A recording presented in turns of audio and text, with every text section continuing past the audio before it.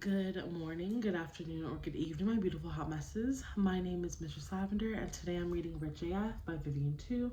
I'm on page 209, and I'm starting at okay. Okay, I'm not an anti-financial advisor. In fact, there are some good reasons to hire one, and I'll get into that in chapter 6. But they are not cheap. If you're just starting out and your net worth isn't that high yet, I don't necessarily recommend hiring a financial advisor right now or right up front. TLDR. If you don't have a seven-figure net worth yet, I personally don't think you're going to get much bang for your buck. Seriously, just by virtue, I'm underlining it because I've heard this word before, but I don't really know it. Virtue, seriously, just by virtue of having finished almost all of this chapter, seriously, just by virtue of having finished almost all of this chapter, you now know so much of what financial advisors try to teach beginners. Go you. Plus, independent financial advisors can leverage with high fees that any gains you make on your investment will get wiped right back out. So, sort of pointless. Some brokerages, like Vanguard, will offer financial advisory services for a certain percentage of what you have invested with them. And while that's cheaper to find than finding and hiring someone on your own, well, it will depend on your financial scenario. Of course, but from what I've seen, they don't go much deeper or more personal in customizing your options than a DIY option like a target date fund does. They do make the fee higher. Duh. The one exception that might be worth looking into is if you're able to consult or just chat with the financial advisor who works with your employee sponsored retirement account. If there's anything you don't understand about how your company's 401k system works, what investments are available, or even what makes sense for you personally, then it's worth seeing if there's someone available to talk to you, and this should typically be made available to you for free.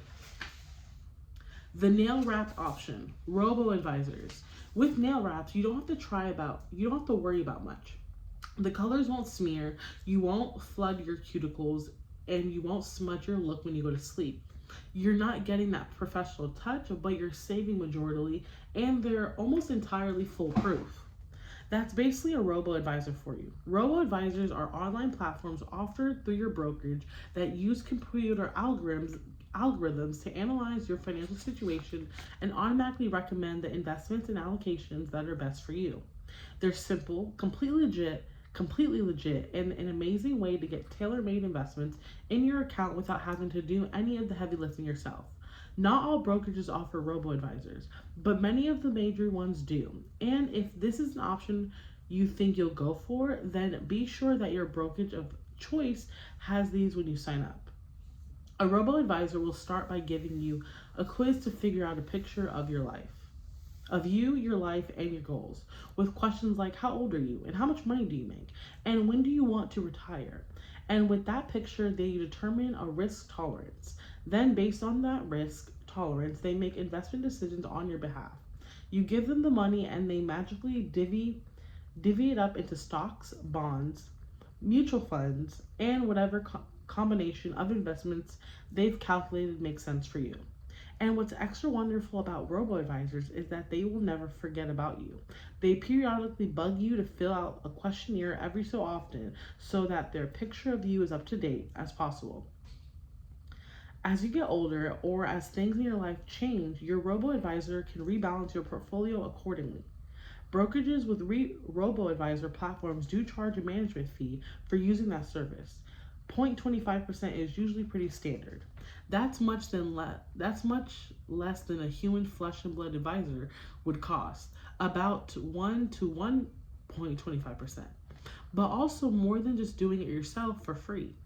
You can also head to richaf.club to find my favorite robo advisor recommendation.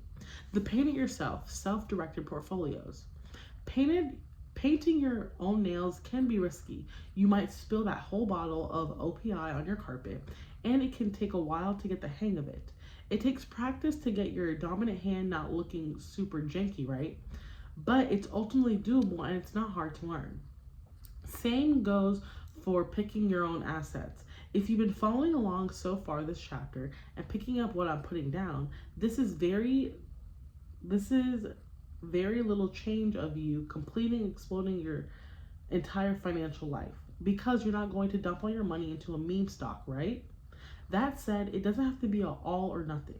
You can have most of your investments managed by a robo advisor or through your employer's program and have a separate brokerage account where you invest a few bucks a month in a self directed portfolio. As you feel more confident, you can keep going or call it quits.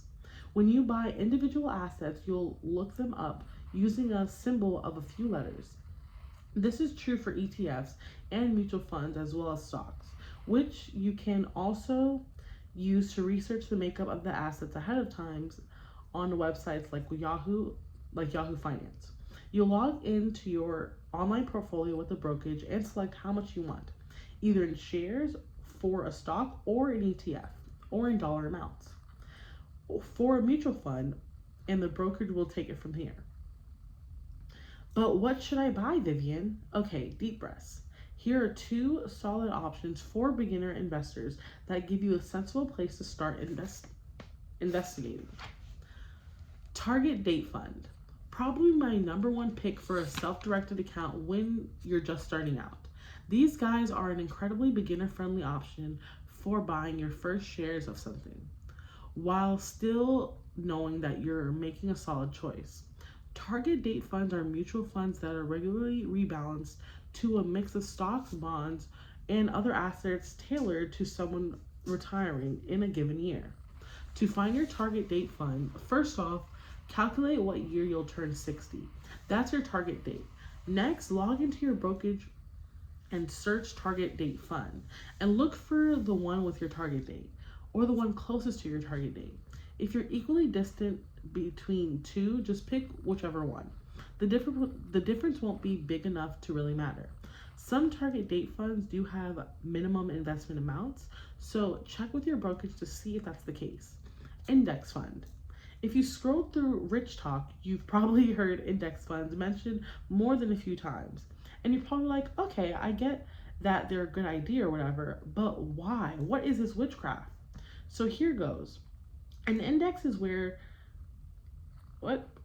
just where certain companies' stocks trade. Things like NSA/DAQ and S&P 500 and the Dow Jones Industrial Average.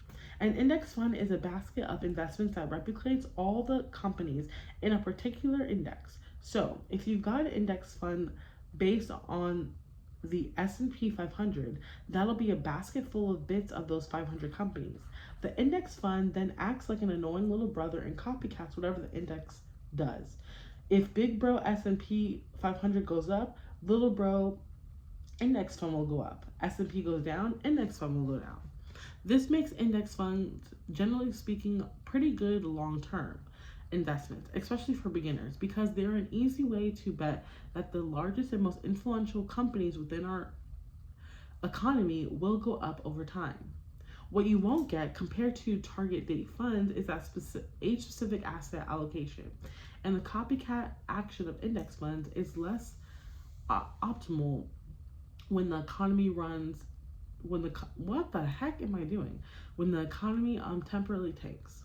Remember 2008, March 2020? Index funds are available as mutual funds and as EFTs. Many index funds can be purchased as fractal shares with less money overall, if you want to. Now, if all that made you super nervous, don't be. Take a deep breath and remember that a robo-advisor is always an option. Step 4. Wait and watch. Everyone's favorite part of investing, waiting. But seriously, you don't have to monitor these things like a hawk. It's fine and a good idea to pop in every so often and see your investments are doing, but mostly so that you get comfortable with using your brokerage platform and seeing the very normal ups and downs that your investment will take. What you don't want to do is see a dip, panic, and pull all your money out of investment accounts entirely. Temporary dips, even bigger market corrections are going to happen, and you are going to have to be mentally ready in order to stick this out for the long term. Remember, you have Diversified portfolio. Not 100% of your money in S-Coin and Beanie Babies Incorporated. You're betting on the overall economy. And sometimes the economy takes a little spill. And so long as you're doing that, you're in good shape. In fact, according to a recent market stimulation funded by NerdWallet, if you invest in a fund that simultaneously tracks the growth of a company, like an index fund, you have a 99% chance of at least keeping your initial investment over 40 years and 95% chance of tripling that initial investment. That's good. Okay, I'll stop at 214. I'm gonna stop there. But yeah, I'm stopping at 214. I'm gonna start at you might. But thank you again. My name is Mistress Lavender, and I'm reading Rich AF by Vivian 2. Excuse me for all the mess up. I was just like, I don't know why, but at least I'm reading every day, so shout out to me. But don't forget to like, comment, and subscribe, and make sure to turn your post notifications on because I'm reading every single day. Thank you so much for joining me, and I'll see you next episode. Bye. Again, on page 214.